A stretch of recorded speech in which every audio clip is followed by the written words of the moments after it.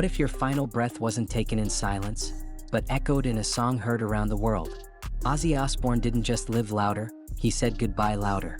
This is the story of how a rock god chose to leave the stage, not with words, but with one final performance that shook the world one last time. On July 5, 2025, Ozzy Osbourne, the voice of Black Sabbath and one of the most iconic figures in the history of heavy metal, performed what would become his final concert. The show was titled Back to the Beginning and was held at Villa Park Stadium in Birmingham, the very city where his musical journey began decades ago.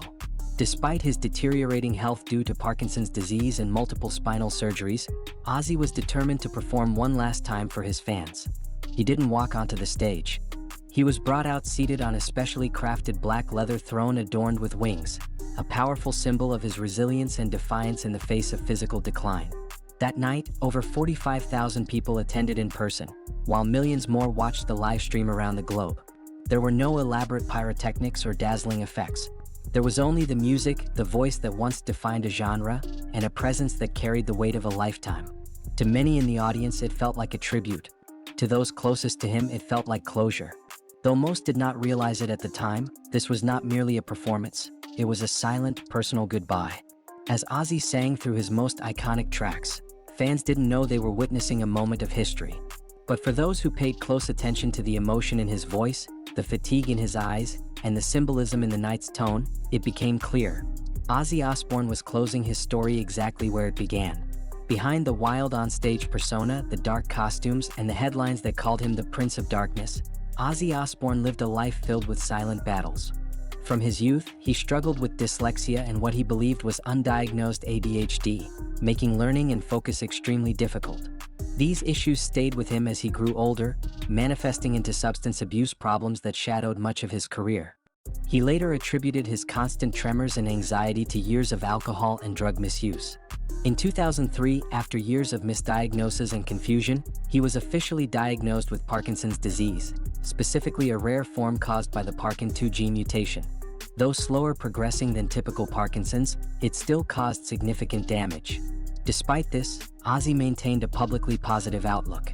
In a 2020 statement, he told fans that he wasn't dying from Parkinson's and had been living with it for some time. But behind the scenes, the illness was changing his life. He began experiencing progressive hearing loss, cognitive decline, and difficulty with speech, symptoms that became apparent even during the filming of his family's reality show The Osbournes. In early 2019, a flu-related complication escalated into a respiratory infection and pneumonia, leading to multiple show cancellations. Later, he suffered a severe fall at home, triggering a series of health setbacks. By 2020, he had canceled all tours and sought treatment in Switzerland, where he was also diagnosed with emphysema. Through it all, Ozzy tried to remain strong, committed to his fans, and hopeful, even when his body was steadily betraying him. Ozzy Osbourne passed away on July 22, 2025, at his home in Buckinghamshire at the age of 76. The official cause of death was respiratory failure as a result of advanced Parkinson's disease. But what made his passing so profound wasn't just the date or diagnosis. It was how it was planned, carried out with intention, grace, and deep love. His family had been preparing for this moment since early July, holding private meetings to honor his wishes of never dying in a hospital. Ozzy had expressed to Sharon and his children, Amy, Kelly, and Jack, that he wanted to leave this world at home, surrounded by those he loved. Medical equipment was brought in weeks prior. Legal arrangements were made to ensure privacy and dignity. No press was informed. No outside interference allowed. 3 days before his death, Ozzy made his final goodbyes through a quiet video call using only facial expressions and subtle eye movements. Sharon was the only person allowed to be physically present in the room when he passed. Afterward, she released a heartfelt letter to the public, stating they had fulfilled every promise made between them. Ozzy died alert, aware, and in the environment he chose. There were no hospital lights or machines, just silence, warmth, and peace. His body was kept in a private room until burial, which took place at a location he personally selected. The funeral was small and private, just family, no guests.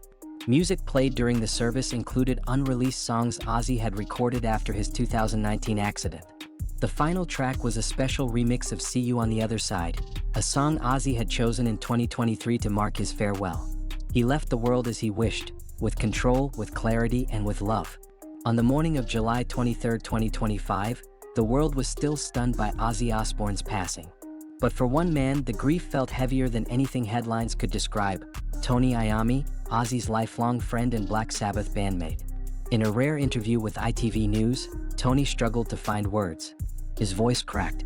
"I only had a text from him the day before," he said. "It didn't feel real." The message had been short. Ozzy simply wrote that he was tired and had no energy left. At the time, Tony didn't read into it. Now he couldn't stop thinking about it. He confessed that during their final rehearsals, Ozzy looked weak, frail even, but determined to perform. He would sing one song, take a break, and then share stories about their past. It wasn't about nailing every note anymore. It was about saying goodbye in the only way Ozzy knew how, through music. "We all knew," Tony admitted, even if no one said it out loud. What broke Tony most was realizing that Ozzy had pushed himself to the very edge just to fulfill one last promise: to perform again in Birmingham. There was no announcement, no grand farewell. Just a final quiet night on stage. No one outside the family knew what Ozzy had whispered to Tony after the concert. It was only shared after his death: "We kept our promise." That sentence hit Tony harder than anything. For decades, they had joked about ending their journey where it began. And they did. Ozzy's passing wasn't just the end of a life. For Tony, it was the loss of a brother, a partner, and a shared legacy that spanned over 50 years.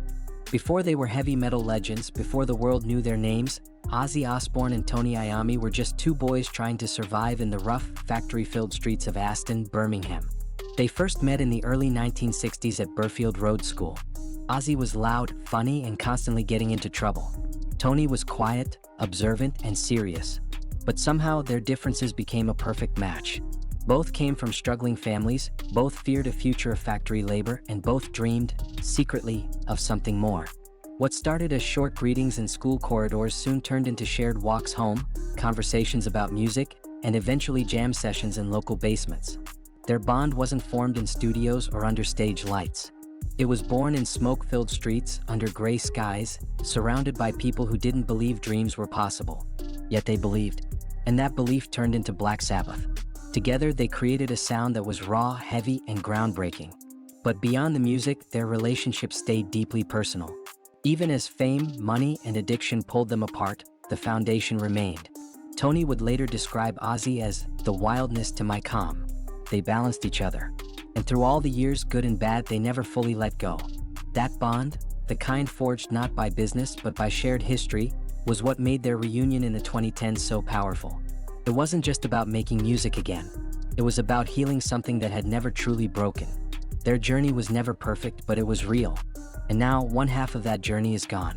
But for Tony and for millions of fans, the music, and the friendship that built it, will never fade. In the early 1970s, something loud, heavy, and unprecedented emerged from the heart of Birmingham. That sound was Black Sabbath. For Ozzy Osbourne and Tony Iommi, it was more than just a band. It was survival, expression, and rebellion wrapped in raw guitar riffs and haunting vocals. Their debut self-titled album, Black Sabbath, released in 1970, announced their arrival with ominous bells, thunder, and a sense of doom no one in rock had dared attempt. Ozzy's voice pierced through Tony's distorted guitars like a scream in the dark, voicing the fear and frustration of a generation that felt unseen. Just months later, they released Paranoid, and with it came anthems like Iron Man, War Pigs, and the title track Paranoid, songs that didn't just entertain, they resonated. War Pigs openly criticized warmongering leaders. Iron Man portrayed the alienation of misunderstood minds. Their lyrics, paired with uncompromising music, broke the mold of 60s rock and created something more primal, more honest. Critics didn't understand them, but the fans did. By the mid-70s, they were filling stadiums and selling millions of records worldwide. Albums like Master of Reality, Volume 4, and Sabbath Bloody Sabbath pushed boundaries both sonically and lyrically. Tony, having lost the tips of his fingers in a factory accident, invented prosthetic thimbles just to keep playing, his determination becoming part of the band's legend. Ozzy's performances were erratic, emotional, and often fueled by substances, yet undeniably magnetic. They didn't try to be role models. They were reflections of chaos and beauty, of light and shadow, of a world breaking apart and the music trying to hold it together. Black Sabbath didn't just create heavy metal. They became its voice, its shape, and its rebellion. And at the center of that revolution were two boys from Aston who turned working-class pain into global anthems. By the late 1970s, fame had taken its toll. Constant touring, internal tensions, and substance abuse had pushed Black Sabbath to the brink. Ozzy's behavior became increasingly unpredictable. He missed rehearsals, showed up intoxicated, and alienated both his bandmates and himself. In 1979, the unthinkable happened. Tony Iommi, heartbroken but determined to save what remained of the band, made the call. Ozzy had to go. It wasn't out of anger, it was out of desperation. They were losing the essence of the band and, more importantly, losing a friend to addiction. Ozzy spiraled further after being fired. His substance use intensified. He landed in jail, detox centers, and almost vanished from the public eye. But in a turn few saw coming, Sharon Arden, who later became his wife, took control of his life and career. With her guidance, Ozzy began a solo career that didn't just survive, it thrived. Albums like Blizzard of Oz and songs like Crazy Train and Mr. Crowley re-established him as a rock force. Meanwhile, Black Sabbath moved forward with new singers like Ronnie James Dio and Ian Gillan. These iterations had their own power and legacy, but something was always missing. Without Ozzy's unfiltered chaos and raw emotion, the band felt different. Fans loved the music, but longed for the magic that only Ozzy and Tony together could bring. For decades, reunion rumors came and went. Sometimes they talked, sometimes they fought. But through it all, a quiet thread of connection remained, waiting for the right moment to be rewoven. That moment came in 2011.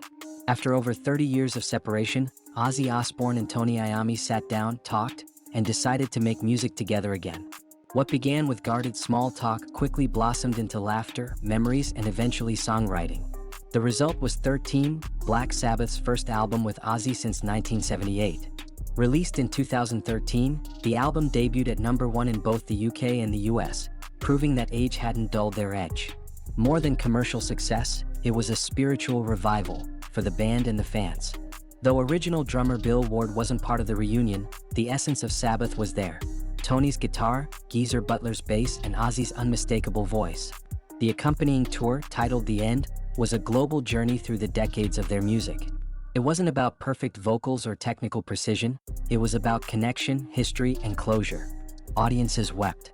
Ozzy, older and worn, still gave everything he had, belting out the songs that once shocked the world. For Tony, every performance was layered with meaning. He once said, "We'd been through everything, fame, fallout, addiction, near death, but standing next to Ozzy again felt like home." The tour didn't just celebrate their music. It celebrated resilience, forgiveness, and the kind of friendship that could outlive even their darkest chapters. On July 5, 2025, at Villa Park in Birmingham, Ozzy Osbourne took the stage one final time. But this wasn't a show about spectacle. It was about goodbye. Too weak to stand, Ozzy sat on a custom throne with feathered wings, looking both regal and fragile. Fans from across the world gathered in the stadium, many not realizing they were about to witness history. The event raised over £140 million for Parkinson's research in Birmingham Children's Hospital, but what mattered most wasn't the number. It was the message. Ozzy's voice, though shaky, carried the weight of decades. Every lyric sounded like a farewell. Behind the scenes, Tony Iommi watched carefully, noticing how much effort it took for Ozzy just to lift the mic. There were no flashy effects, no encores, just a man, his music, and his story. After the concert, Ozzy didn't celebrate. He was wheeled backstage and visited Tony one last time. "It went all right, didn't it?" he asked, almost in a whisper. Those were his final words to his bandmate. A quiet, humble question that carried the weight of a lifetime. And then he was gone. 2 weeks later, he passed away at home. But that night in Birmingham, the city where it all started, Ozzy gave his last and greatest performance. Not as a rock god, but as a man saying thank you and farewell. In the days following his death, tributes poured in from across the globe. Rock legends like Elton John, James Hetfield, and countless others shared their memories of Ozzy, his humor, his unpredictability, and most of all, his voice. But no tribute was more personal than Tony Iommi's. He didn't speak as a guitarist, but as a friend who had just lost a part of his soul. Tony remembered the jokes behind the stage, the silly faces Ozzy made to break tension, and the wild stories no one believed unless they'd lived it. "We didn't just lose a singer," Tony said. "We lost the heartbeat of our youth." As he recalled their early days in Birmingham, their dreams and their fears, it became clear, Ozzy's music was only part of his legacy. His real gift was the way he made people feel. For fans struggling in hospital beds, teenagers angry at the world, or anyone who felt lost, Ozzy's music was an anchor. He never claimed to be perfect. He was honest, raw, and deeply human. In his final days, that humanity shone brighter than ever. He didn't want headlines or ceremonies. He just wanted to leave the world with a song. And he did. As "See You on the Other Side" echoed for the last time, the world said goodbye to Ozzy Osbourne. But his voice, his spirit, and his legacy will live on, louder than ever, forever. In the end, Ozzy Osbourne didn't ask for fame, forgiveness, or fanfare. He simply asked for a stage, a song, and the people he loved. His life was messy, wild, loud, and completely human. But through all the chaos, he taught us something simple and powerful, that even the loudest storms can end in peace, and even the darkest voices can leave behind light. If Ozzy could face the end with a microphone in hand and a smile in his eyes, maybe we too can choose to face our struggles with courage, honesty, and love. Legends don't just die, they echo. And Ozzy's echo will never fade.